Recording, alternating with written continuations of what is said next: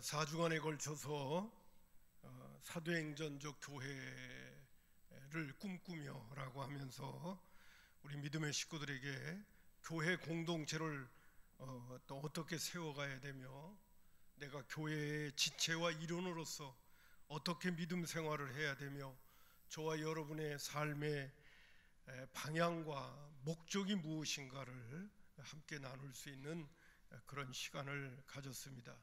특별히 지난주에는 안디옥 교회 일을 이야기하면서 바울과 바나바가 안디옥 교회에 1년을 머물면서 믿음의 식구들을 가르쳤는데 그들이 비로소 크리스찬이라고 하는 그런 별명을 믿지 않는 사람들에게로부터 받게 되어졌다 하면서 우리 모두도 믿지 않는 사람들과 내 주변에 있는 사람들에게 정말 예수님을 따르는 사람이다, 그리스도인들이다 라고 하는 그런 별명을 받을 수 있는 신앙생활을 우리가 해야 되지 않을까, 그리고 그것이 기도 제목이 되어야 되지 않는가 하는 부분에 대해서 지난 시간에 말씀을 드렸습니다. 이렇게 말씀을 드리고 나니까 과연 우리가 그리스도인으로 살 수 있나 하는 그런 질문, 또 신앙생활을 오래 해왔는데도 아직도 주님을 닮아가는 것이 묘연하게 느껴지는 그런 믿음의 식구들을 또 함께 생각하면서, 그럼에도 불구하고 우리가 믿음의 길을 잘 걸어가야 되고 우리가 가야 할 이 길을 우리가 잘 걷는 것이 얼마나 귀한 것인가를 오늘 믿음의 식구들에게 좀 말씀을 드리려고 합니다. 자칫 잘못하면 오해할 수 있는 소지가 있는 메시지이기도 하지만 충분히 잘 알아들으실 거라고 믿고 오늘 말씀을 좀 드리려고 합니다. 설교 제목은 이렇습니다. 나와 함께 계신 하나님 라는 제목으로 말씀을 드릴 텐데, 여러분, 바울 사도가 이 선교 여행을 떠나면서 특별히 그 피시디 안디옥에 가서 말씀을 전할 때 구원에 대한 메시지를 전하게 되지 않습니까? 그럴 때 사도행전 13장 37절부터 39절에 이런 메시지의 내용이 있습니다. 하나님께서 살리신 이는, 하나님께서 살리신 이가 누구겠어요? 예수님이겠죠. 썩음을 당하지 아니하셨나니 그러므로 형제들아 너희가 알 것은 이 사람을 힘입어 죄사함을 너희에게 전하는 이것이며, 이 사람이 누구예요? 예수님이시거든. 근데 그 예수님은 하나님께서 부활시켜서 썩음을 당치 않게 했습니다. 다윗의 예언을 통해서 내 뒤에 오시는 분이 계시는데 그분은 썩음을 당하지 않는다고 그랬어요. 그건 부활한다는 이야기죠. 그분이 바로 메시아이고 구원자이신데, 형제들아 너희가 알 것은 이 사람을 힘입어, 예수를 힘입어 죄사함을 너희에게 전하는 이것이며 그랬어요. 죄의 문제를 해결받는 것은 유일하게 예수님을 통해서 주어지는 거죠. 그 어떤 방법으로도 인간이 아무리 거룩하게 살아도 인간의 능력으로는 죄의 문제 해결 못합니다. 오직 예수님을 통하여, 메시아 구세주를 통하여만이, 하나님이 부활시키신 예수님을 통해서만이 죄의 문제를 해결받을 수가 있습니다. 그래서 바울 사도가 비시디 안디옥에 있는 사람들에게 이 사람을 힘입어 죄사함을 너희에게 전하는 이것이며, 또 모세의 율법으로 너희가 의롭다 하심을 얻지 못하던 모든 일에도 이 사람을 힘입어 믿는 자마다 의롭다 하심을 얻는 이것이다 라고 말해주고 있습니다. 그러니까 여러분, 예수님을 통해서만이 죄의 문제를 해결받고 예수님을 통해서만이 의롭다함을 받는 거예요. 의인이 될 수 있는 길도 오직 예수님을 통해서 주어지는 거예요. 그래서 바울 사도가 부지런히 목숨 걸고 그가 복음을 전했던 가장 중요한 이유는 예수가 누구인가를 모든 사람들에게 알려주는 거예요. 그분을 통하여 죄의 문제 해결받고 그분을 통하여 우리는 절대로 의롭다함을 받을 만한 그러한 신분이 아닌 사람들인데 하나님께서 우리에게 예수 그리스도를 통하여 그 신분을 주신다는 거죠. 그래서 예수 믿고 구원받고 하나님의 자녀와 하나님의 백성이 되어져서 신나게 믿음 생활하다가 영원한 하늘나라 들어가는 복된 사람들이 되십시오라고 복음을 전했던 것입니다. 그리고 나서 또 후에는요, 좀 설명이 좀 필요하긴 한데, 유대 그리스도인이 있는과 동시에 이방인들에게도 복음을 전했는데, 이방인들이 예수를 믿기 시작하고 하나님의 구원의 은혜를 체험하는 거예요. 그래서 안디옥 교회가 생기거든요. 근데 유대인들과 유대 그리스도인들의 입장에서는 절대로 이방인들에게 복음이 전해진다 하더라도 그들이 하나님께서 받아들이실 수 있는 존재라고 생각을 안 했는데, 하나님의 구원의 역사가 이방인들에게도 주어지게 되는 거예요.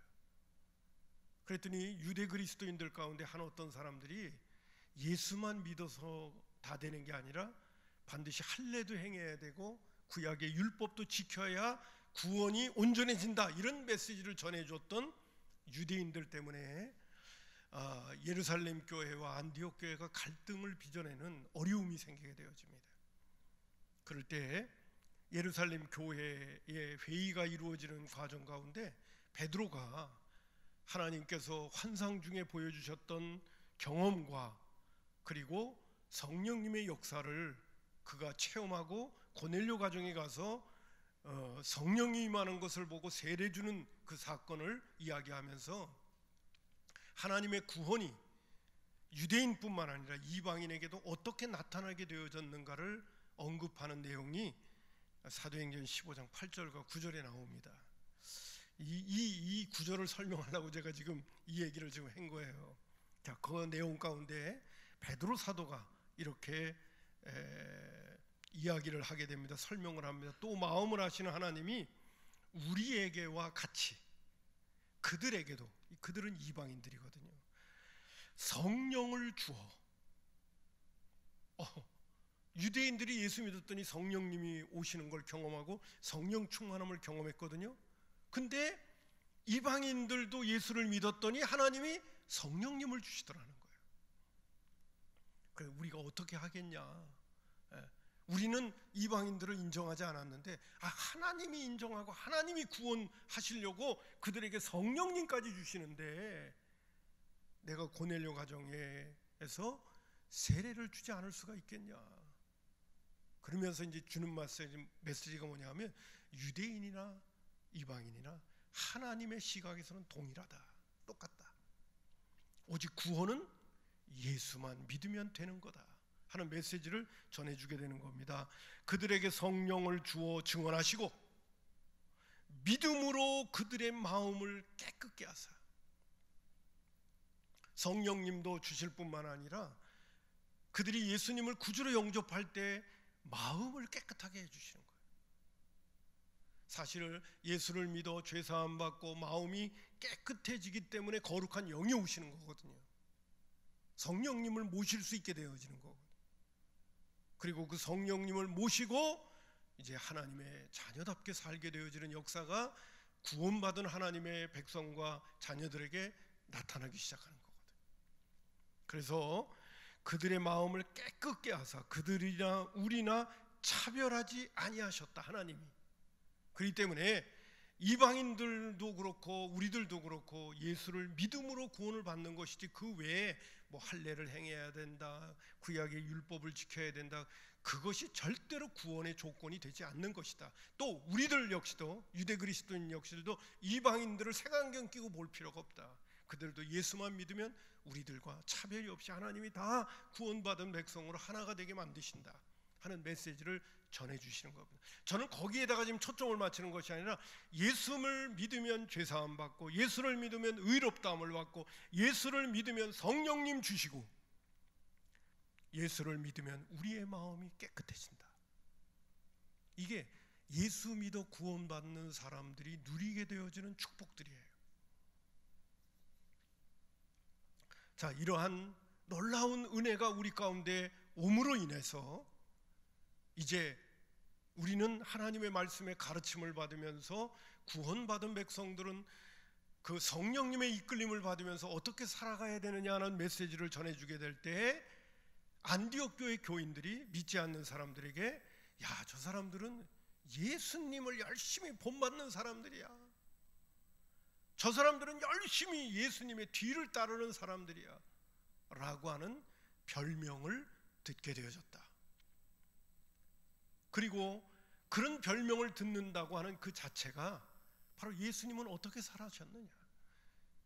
지난주에 성경 구절을 인용하면서 말씀드린 것처럼 예수님은 이 땅에 오신 목적이 하나님의 뜻을 행하려고 왔고, 예수님이 이 땅에 오신 목적은 전도하러 오셨고, 예수님이 이 땅에 오신 목적은 영혼을 구원하기 위하여 오셨고, 예수님이 이 땅에 오신 것은 섬김을 받으려고 하는 것이 아니라 섬기려 하고 도리어 자기의 목숨을 대성물로 주려고 오셨다는 메시지를 여러분들에게 전하면서, 우리의 삶의 처지가 다 나름대로 직업이 다르고 형편이 다르고 삶의 자리가 다르더라도 저와 여러분의 삶의 궁극적인 목적은 예수님이 이 땅에 오셔서 사셨던 그 모습을 잘 본받아서 하나님의 뜻을 행하고 전도하고 영혼 구원하고 그리고 다른 사람을 섬기는 삶이 저와 여러분의 삶이 되어야 하고, 그런 삶을 살아가는 것이 우리가 인생을 성공하는 가치의 기준이 된다 하는 말씀을 지난 시간에 드렸어요. 기억하십니까? 저를 그렇게 심각한 표정으로만 쳐다보지 마시고 그저 목이라도 좀 끄덕끄덕 거리시면서 다 잊어버렸는데 또 오늘 목사님 얘기하니까 기억이 조금 나네, 새로워지네. 여러분, 그리스도인의 삶의 성공의 기준은 하나님의 뜻을 행하는 데 있는 거예요. 전도하는 데 있는 거예요. 예수님이 누구인가를 다른 사람한테 부지런히 알려줄 수 있는 기회를 마련하는 것이 인생의 성공이에요. 예수 믿는 그리스도인들에게 영혼 구원, 한 영혼이라도 더 구원하는 게 저와 여러분의 인생의 성공이요. 그리고 내가 나를 위하여 사는 것보다 다른 사람을 부지런히 섬기려고 애쓰는 것이 인생의 성공이란 말이에요. 할렐루야. 안디옥 교회 교인들은 그러한 가치관을 가지고 예수님의 뒤를 따르다 보니까 믿지 않는 사람들이 저 사람들은 예수님을 따르는 사람이라고 손가락질했다. 그래서 그것이 크리스찬이에요. 근데 주어진 문제는 지금 오늘 제가 이 설교를 준비한 이유가 여기 있습니다. 그런데 여러분, 우리의 옛사람의 모습은 내가 내 뜻을 쫓고 나를 사랑하기에 급급하고 내 편한 것을 추구하기를 좋아하고 내 맘대로 살기를 좋아하는 것이 저와 여러분이 갖고 있는 본성들이란 말이에요. 그래서 오늘 저와 여러분이 예수님의 뒤를 따른다는 것이 너무 힘든 거예요. 잘 안 되는 거예요. 여기에 우리의 고민이 있고 오늘 신앙생활을 오래 했음에도 불구하고 잘 안 되는 저와 여러분의 기도 제목이 있는 것이죠. 우리는 주님의 뜻을 쫓아야 되는데 나는 내 뜻 쫓기에 급급하고, 내 생각을 따르고 내 편할 대로 살고 싶고 다른 사람을 섬기기보다는 나 자신을 챙기기에 급급해 있는 것이 저와 여러분의 모습이잖아요. 주님의 뒤를 따른다는 게 그것이 성공의 가치관이고 성공의 기준이라고 얘기를 하는데, 오늘 그리스도인으로 이 땅에 저와 여러분이 살면서 과연 주님 앞에 서는 거는 너는 성공했구나 그렇게 말 들을 사람들이 몇이나 되겠습니까? 오늘 저와 여러분은 지금 전전긍긍하고 있는 것이 아니냐는 거예요. 아니, 도리어 주일날은 주님 앞에 나와 말씀 들을 때는 목사님 말씀은 다 옳은데 일주일 동안은 또 딴 세상에서 사는 그런 저와 여러분의 모습은 아니냐 말이죠.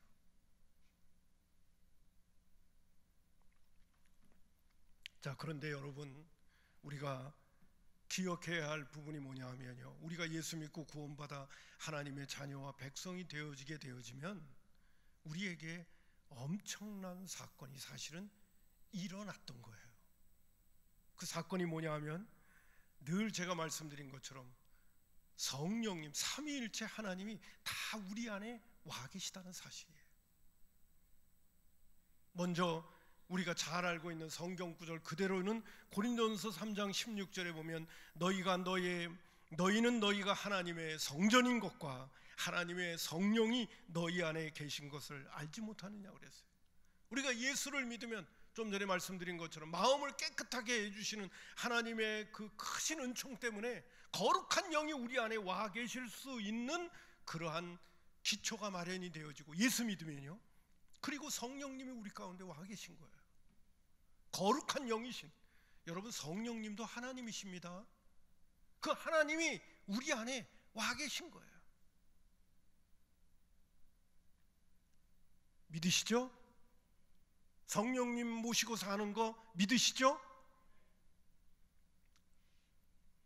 두 번째로 예수님도 와 계셔요. 아니요, 예수님 부활 승천하셔서 하나님 우편에 가 계시냐? 그렇죠. 예수님은 거기도 계시고 우리 속에도 와 계셔요. 성경 구절 한 구절 또 인용합니다. 데살로니가전서 5장 10절에 보면 예수께서 우리를 위하여 죽으사 우리로 하여금 깨어있든지 자든지 자기와 함께 살게 하려 하셨느니라 그랬어요.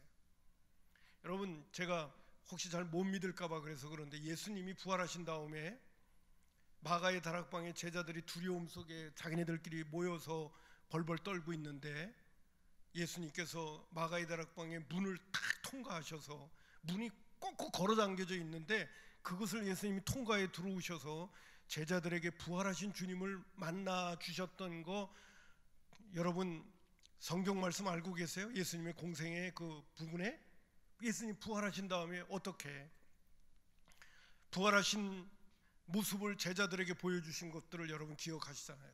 예수님은 시공간을 초월하시는 모습을 보셨잖아요. 예? 예수님은 그러니까 제자들이 또 한편으로는 우리가 환상을 보나 그랬더니 예수님 뭐라 그러냐? 아이고, 환상을 보는 게 아니야. 너희들 내 몸을 만져봐라. 나는 살과 피가 있느니라 라고 말씀하시는 그런 내용도 보잖아요. 근데 예수님은 시공간을 초월하잖아요. 예수님은 부활하셔서 하나님 우편에도 계시지만은 지금 시공간을 초월하여 우리 속에도 와 계셔요. 그렇기 때문에 바울 사도가 예수께서 우리를 위하여 죽으신 목적이 뭐냐? 깨어있든지 자든지 살든지 죽든지 우리 주님과 함께 살게 하시려고 예수님이 우리를 위하여 죽으셨다는 거예요. 그리고 부활하셔서 우리와 함께 살든지 죽든지 함께 계시는 거예요. 할렐루야. 이런 성경 구절은 너무너무 많습니다. 나는 포도나무여 너희는 가지로부터 시작하는 얘기도 예수님은 포도나무고 우린 가지잖아요. 붙어 있다는 거예요. 붙어 있다는 거예요. 떨어져 있는 게 아니에요. 내가 딴 생각 갖고 살고 있어서 그런 것이 예수 믿고 구원받으면 우리 주님은 성령님도 내 안에 와 계시고 예수님도 내 안에 와 계셔요. 너희들이 잘 몰라서 그렇고 잘 못 느껴서 그렇고 세상에 마음 빼앗겨서 살고 있으니까 내가 너 안에 와 있는지를 네가 지금 느끼지 못할 뿐이지, 예수 믿는 사람들 마음속에 성령님도 와 계시고 예수님도 와 계신 거예요. 뿐만 아니라 요한복음 14장 20절에는 하나님도 와 계셔요. 그날에는 내가 아버지 안에 너희가 내 안에 내가 너희 안에 있는 것을 너희가 알리라. 여러분, 예수님과 성령님이 계신 곳에 당연히 아버지 하나님도 계시겠죠. 이런 성경 구절도 또 한 번 인용합니다. 마태복음 1장 21절부터 23절에 보면 아들을 낳으니 그 이름을 예수라 하라. 이는 그가 자기 백성을 그들의 죄에서 구원할 자이심이니라 하니라. 이 모든 일이 된 것은 주께서 선지자로 하신 말씀을 이루려 하심이라. 이르시되 보라, 처녀가 잉태하여 아들을 낳을 것이요 그 이름을 임마누엘이라 하리라 하셨으니 이를 번역한즉 하나님이 우리와 함께 계시다 함이라. 예수님이 오신 목적은 임마누엘 하시기 위하여죠. 임마누엘이라고 하는 그 뜻은 바로 하나님이 우리와 함께 계신다. 그 하나님이 성령님만이 아니라 예수님만이 아니라 예수님과 성령님이 계신 그곳에는 또한 하나님도 계시죠. 아버지 하나님도 계시는 거죠. 내가 너 안에, 너가 내 안에, 내가 아버지 안에 있는 것 같이 라고 말씀하시는 그대로입니다. 그러므로 여러분, 우리가 예수님을 구주로 영접하면 우리 안에 삼위일체 하나님이 다 와 계셔요. 그래서 우리가 거룩하게 살아야 될 중요한 이유가 내 안에 이 세 분 하나님이 다 와 계시기 때문에 우리가 우리의 몸가짐을 사실은 이 세상에 살면서 조심해야 되는 이유가 거기에 있기도 한 거예요. 내가 내 안에 정말 거룩한 분을 모시고 있다니까요. 나는 내 마음대로 살면서 거룩하신 삼위일체 하나님은 내 안에서 따로 지내게끔 해드리면 안 되는 것이 저와 여러분의 모습이라고 하는 거죠. 자, 제가 여기까지 이 말씀을 드린 다음에요, 그러면 오늘 요한복음 10장에 있는 말씀을 조금 언급을 하려고 합니다. 여기 지금 드리려고 하는 말씀이 조금 어려울 수 있어요. 예수님께서 무리들 앞에서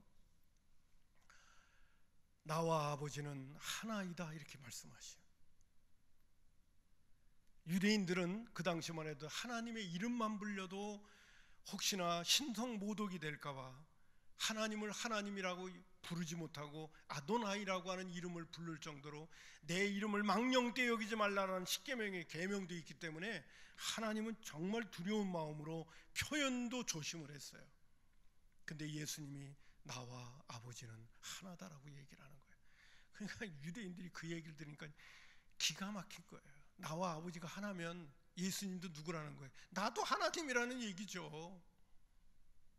저와 여러분이도 그 얘기를 들으면, 야, 예수님이 육신을 입고 이 땅에 와 계실 때 나와 아버지는 하나이니라 할 때 유대인처럼 그런 느낌과 마음이 들지 않겠습니까? 자기가 신이래. 그래가지고 그들이 돌을 들어서 예수님을 또 치려고 그래요. 그 이전에도 돌 들어 칠 일이 있겠지만 또 돌을 들어 치려고 해요. 그랬더니 예수님께 뭐냐, 너희들이 왜 나에게 돌을 들어 나를 치려고 하느냐? 그랬더니 그들이 하는 말이 뭐라고 그러냐면, 네가 하는 말이 있지 않냐, 나와 아버지는 하나라는 얘기를 들으니까 너는 신성모독죄를 지금 저지르고 있는 거 아니냐, 그런 자는 돌로 쳐 죽이리라고 구약의 율법에 나와 있는데 그래서 우리가 돌 든다 라고 얘기를 하니까 예수님이 구약의 말씀 두 군데를 인용을 합니다. 그것이 바로 34절에 기록된 바 내가 너희를 신이라 하였노라 하지 아니하였느냐 라고 말한 성경 구절이 있다는 거예요. 여러분, 제가 설교 교환에도 넣어놓았습니다마는 이런 말입니다. 시편 82편 6절에 내가 말하기를 너는 신들이며 다 지존자의 아들들이다 라고 하니까 하나님의 아들들은 바로 신들이다 라고 하는 그런 뉘앙스를 가진 성경 구절이 시편 82편에 나와요. 그것을 예수님이 인용하면서 내가 너희를 신이라 하지 않았느냐 라고 말했다는 거예요. 그 사람도 얼마든지 신이라는 말을 들을 수가 있다는 거예요. 신과 인간은 엄연히 차이가 있음에도 불구하고 성경 말씀 가운데 너희들은 신이라 말했고 신들이며 다 지존자의 아들이라 라고 말했던 성경 구절을 너희들은 기억 못하느냐 라고 말씀을 하시고요. 또 35절에 성경은 패하지 못하나니 하나님의 말씀을 받은 사람들을 신이라 했다는 거예요. 여러분, 출애굽기 7장 1절에 보면 인용한 것이 이겁니다. 여호와께서 모세에게 이르시되 볼지어다 내가 너를 바로에게 신같이 되게 하였은즉 내 형 아론은 내 대언자가 되리라. 이 말씀을 인용했던 거예요. 하나님의 말씀을 받아서 전할 수 있는 위치에 있는 사람은 바로 모세였는데 그때 당시에 내가 너를 바로 앞에서 신같이 그렇게 보여지게 하겠다는 거예요. 하나님의 말씀을 받아 전하기 때문에 오늘 예수님은 그 말씀을 인용하면서 오늘도 하나님의 말씀을 받은 사람, 하나님의 말씀을 듣고 깨달은 사람을 얼마든지 신이라고 말할 수 있다는 거예요.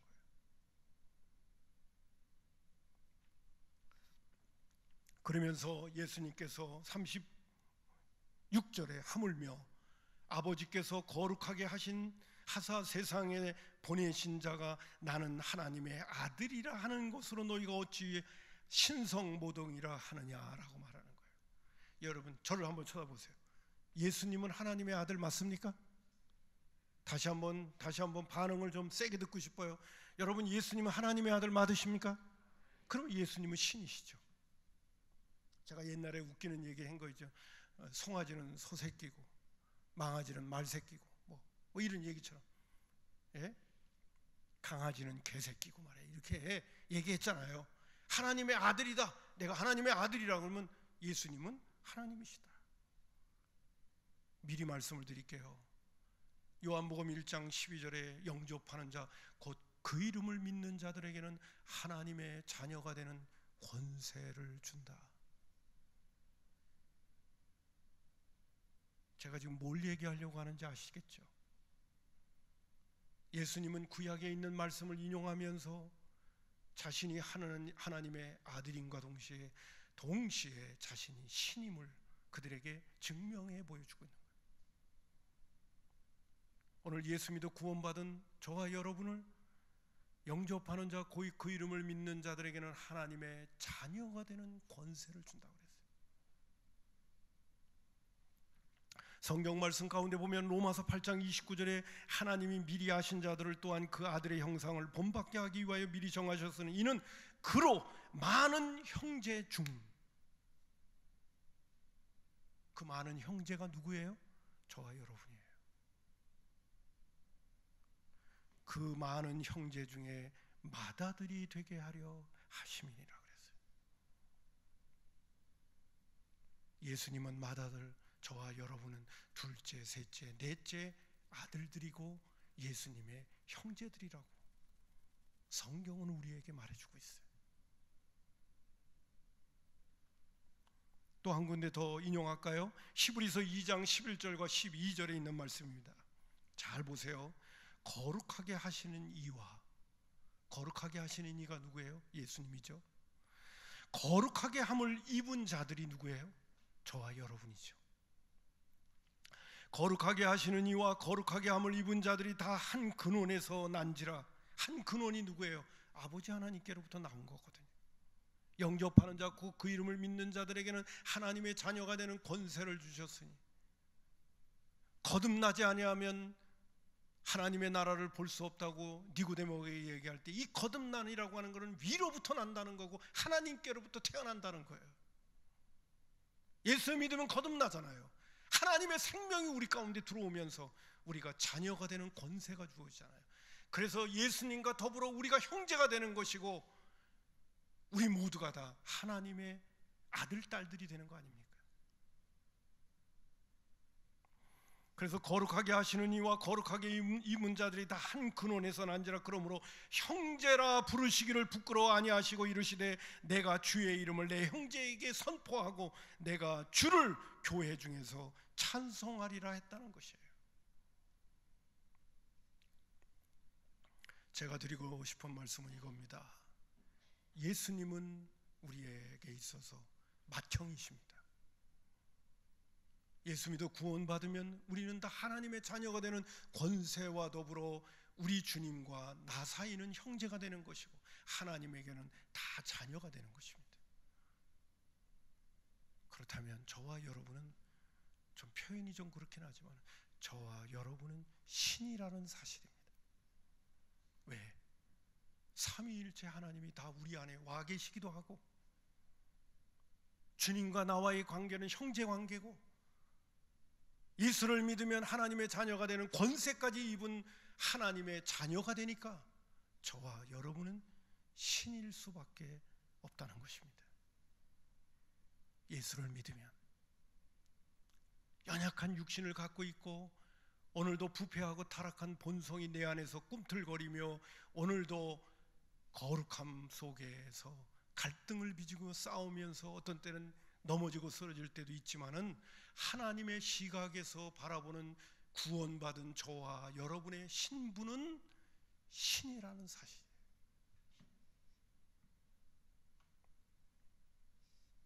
예수님이 내가 하나님의 아들이다, 나와 아버지는 하나다, 라고 할 때 유대인들이 신성모독이라 얘기했던 그 신성모독의 모습이 저와 여러분의 모습이기도 하다는 것입니다.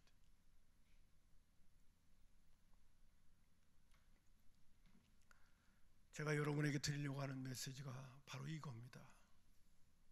우리는요, 예수 믿으면요 정말 대단한 존재가 되어져 있어요. 여러분, 신이 할 수 있는 것 가운데는요, 예수님께서 마태복음 9장 23절에 이 말씀도 좀 인용을 할게요. 예수께서 이르시되 할 수 있거든이 무슨 말이냐, 믿는 자들에게는 능히 하지 못할 일이 없느니라. 믿는 자에게는 능히 하지 못할 일은 전능한 하나님만이 하시는 거거든요. 근데 우리가 믿음을 갖고 나아가면 능치 못할 일이 없는 역사가 나타나게 되느니라. 그랬더니 이 간질 걸려 귀신 들린 의사, 예수님에게 도움을 청했던 아버지가 주여 내가 믿나이다 그러면서 예수님을 다시 붙잡는 그런 장면이 나옵니다. 믿음을 가지면 하나님의 역사가 나타난다, 뭐 이런 메시지를 주고 계셨던 부분입니다. 바울 사도는 빌립보서 4장 13절에 내게 능력 주시는 자 안에서 내가 모든 것을 할 수 있다고 그랬어요. 우리는 정말 성경에 있는 말씀 가운데 보게 되면 깨지기 쉬운 질그릇과 같은 존재인데 그 질그릇 안에 보화를 담았다고 말해주고 있습니다.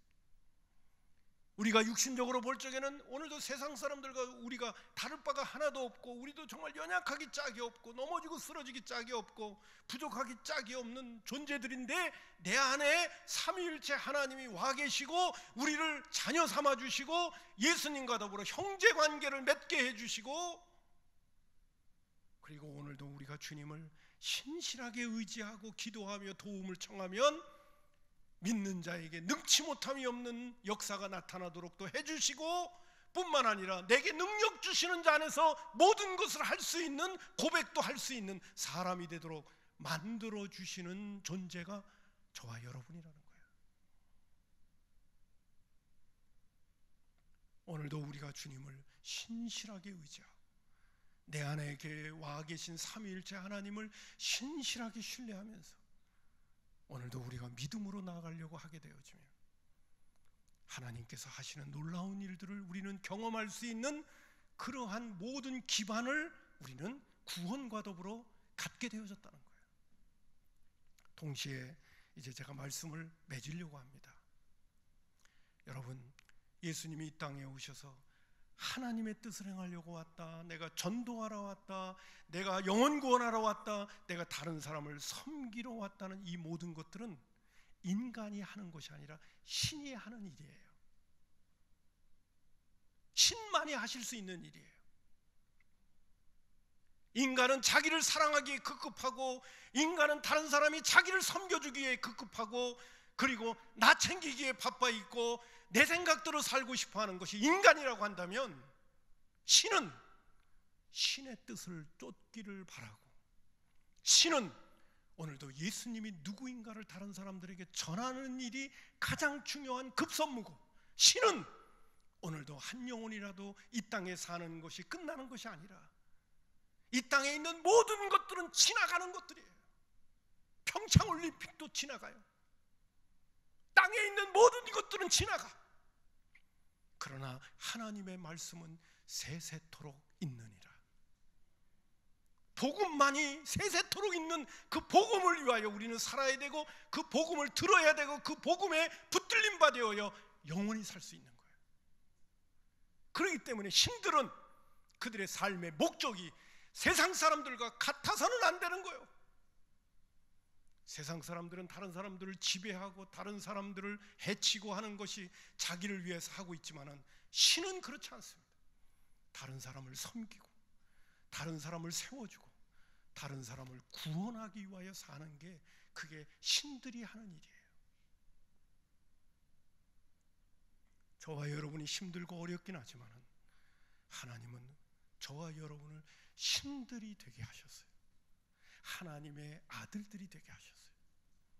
하늘에 속한 자들이 되게 하셨어요. 영에 속한 자들이 되게 하셨어요. 힘들고 어렵긴 하지만은, 그리고 삼위일체 하나님이 우리 가운데 오셔서 그분을 늘 의지하며 믿음의 주에 온전케 하시는 예수를 바라보며 깨어서 주님, 오늘도 나를 하나님의 자녀 삼아 주셨고 주님의 뒤를 따르는 제자 삼아 주신 것을 내 삶 속에서 시행하고 그것을 실천하고 오늘도 하나님의 백성이야 하나님의 자녀답게 살아갈 수 있도록 나를 좀 도와달라고, 내가 신분에 걸맞는 신에 속한 사람으로 살아갈 수 있도록 나를 다시 한번 붙들어 달라고, 그렇게 우리는 늘 깨어 기도하면서 오늘도 주님이 걸어가셨던 그 길을 힘있게 걸어가는 것이, 그것이 바로 크리스찬이란 말이에요. 바울과 바나바가 가르쳤던 메시지가 바로 이거예요. 저와 여러분은 힘들고 어렵지만 우리 안에 삼위일체 하나님이 와 계시고, 오늘 우리 모두는 세상 사람들과 사는 방식이 우리의 삶의 방식이 아니라 우리는 하늘에 속한 사람들이니까, 신이들이니까, 하나님의 아들 딸들이니까 우리는 그것에 걸맞게 영혼을 잇대어 오늘을 살아가는 하나님의 사람들이 됩시다. 메시지를 전할 때 그들은 긍지와 자부심을 가지고 오늘도 영혼을 잇대어 살기 위하여 그들은 예수님 뒤따르는 것을 부지런히 애를 쓴 거죠. 그랬더니 믿지 않는 사람들이 저 사람들은 예수쟁이들이야, 그런 말을 듣게 되어졌다는 것입니다. 아무쪼록 저와 여러분도 오늘도 하나님의 아들 딸로 살아가서 하나님을 기쁘시게 해드리는데 초점을 맞추게 되면 하나님을 기쁘시게 해드리는 그 기쁨이 내 기쁨이 된다는 사실이에요. 오늘도 많은 메시지들, 여러분 예수를 믿어서 여러분이 예수를 믿는다는 건 여러분 기쁨이 찾아오게 되는 거야. 우린 거기다 먼저 초점을 맞추면 안 돼요. 하나님을 기쁘시게 해드리는 데다 초점을 맞추면 하나님을 기쁘시게 해드리는 그 기쁨이 내 기쁨이 되는 거예요. 거기다 초점을 맞춰야 되지, 먼저 내가 예수 믿었더니 내가 기쁘더라, 그건 샤머니즘화 되는 거예요. 무속이 되는 거예요. 초점은 항상 나에게 맞추면 안 돼요. 하나님에게 맞췄더니 내가 기뻐지고 하나님께 영광을 돌리고 살다 보니까 내가 영광이 되고 하나님의 뜻을 이루어드리다 보니까 내 안에 유익과 그리고 감사와 감격이 넘치는 은혜의 삶, 보람된 삶을 내가 살게 되더라 하는 그런 결과적인 것이 돼야 되지, 목적을 나에게 두고 내가 기쁘니까 이건 좋은 거야, 이게 아니라 하나님께 초점을 딱 맞추고 가니까 그 모든 것들이 나에게 행복이 되는 거예요. 그런 은혜의 사람으로 우리가 살기를 주님의 이름으로 축복합니다. 기도하겠습니다. 고마우신 아버지 하나님, 오늘 주님 앞에 나온 믿음의 식구들, 사도행전적 교회의 아버지 하나님 크리스찬처럼 저희들 모두도 그리스도인답게 살아가자고, 우리 안에 와 계신 삼위일체 하나님과 더불어 우리가 하나님의 아들 딸임을 잊지 않고 주님 의지하며 늘 긍정의 마음을 가지며 주님의 뜻을 받들자고 말씀을 전했습니다. 그 은혜의 사람들 다 되게 해 주옵소서. 예수님의 이름으로 축복하며 기도하옵나이다. 아멘.